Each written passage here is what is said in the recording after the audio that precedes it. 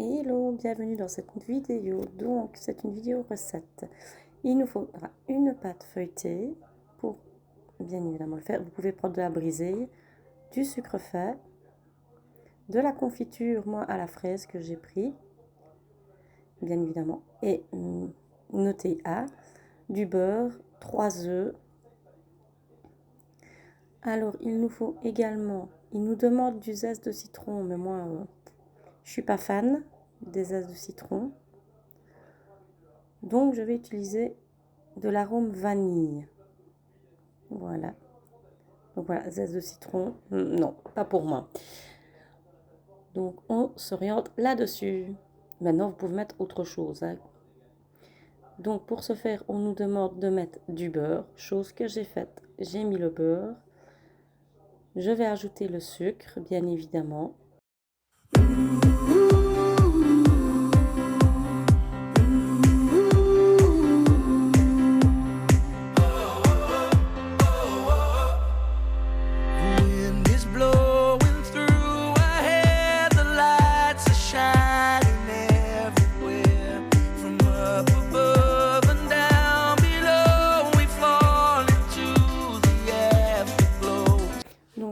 Mélanger le tout pour avoir une pâte bien homogène, que tout gonfle bien. Enfin, on dit souvent que ça doit doubler de volume. Le mélange beurre et sucre. Et je peux vous dire que c'était bien lisse et que c'était franchement magnifique. Voici le résultat. Franchement, rien de tel que le Thermomix pour faire cela. Ensuite, on nous demande d'ajouter un œuf à la fois. Donc, chose que je fais, même si c'est avec un Thermomix, je mets un œuf à la fois et je mixe une histoire de 10 secondes par 10 secondes à chaque fois. Mais un œuf bien après l'autre pour avoir un mélange super bien homogène.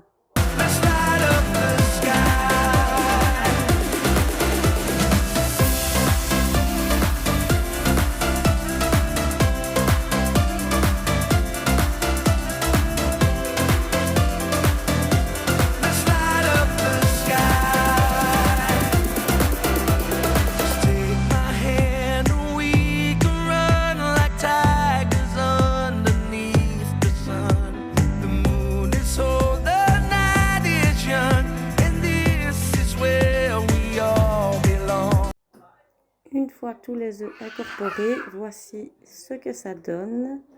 Et on va venir y ajouter de la poudre d'amande. Bon, moi, c'est de la poudre d'amande. C'est des amandes que j'ai moi-même rendues ainsi. Donc, c'est pas vraiment... C'est pas blanc, en fait, comme les autres. C'est vraiment avec la peau. Donc, c'est plutôt brun. Mais voilà, on ajoute les 150 grammes, je pense. 150 grammes de poudre d'amande. Et on va rajouter ensuite la vanille et venir mélanger le tout également jusqu'à une pâte super bien homogène de nouveau. C'est le but pour cette préparation-ci. En réalité, ça fait une frangipane en fait, tout simplement. Donc voilà, sauf que au lieu du zeste de citron, nous on met de la vanille. Vous pouvez mettre tout ce que vous voulez comme goût en fait, comme arôme. Tant que vous aimez, c'est ce qui compte.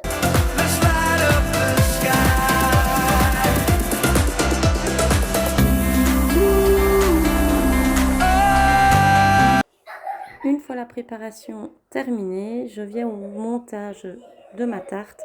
Donc j'étale toute la confiture sur la pâte feuilletée. Donc évidemment on essaye d'être généreux quand même. Il faut que ça ait quand même le goût, mais il ne faut pas que ce soit écœurant non plus en la mangeant évidemment par la suite. Donc voilà, là hop, on essuie le bord et on continue. On étale bien et ensuite on viendra mettre la préparation de la frangipane par-dessus.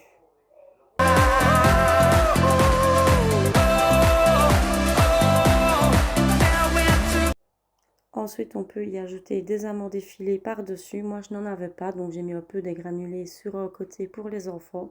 Sinon, je l'ai laissée nature. Elle sera un peu plus brune que la normale, mais ce n'est pas grave. Le goût restera le même. De toute façon, c'est juste, voilà, l'aspect final.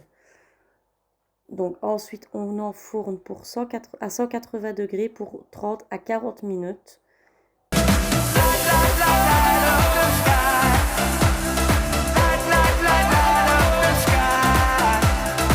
Une fois sorti du four et démoulé, voici l'aspect. Donc comme je vous ai dit, c'est brun parce que je n'ai rien mis par-dessus la frangipane.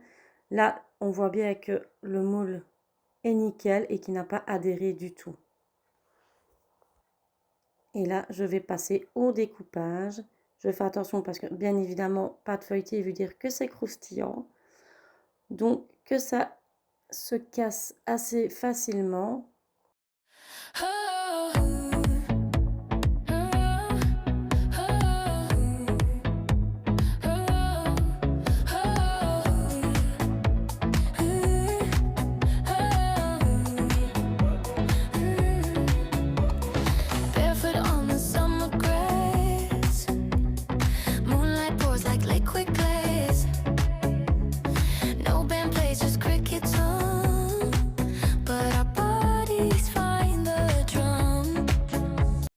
Et place à la dégustation, bien évidemment le meilleur.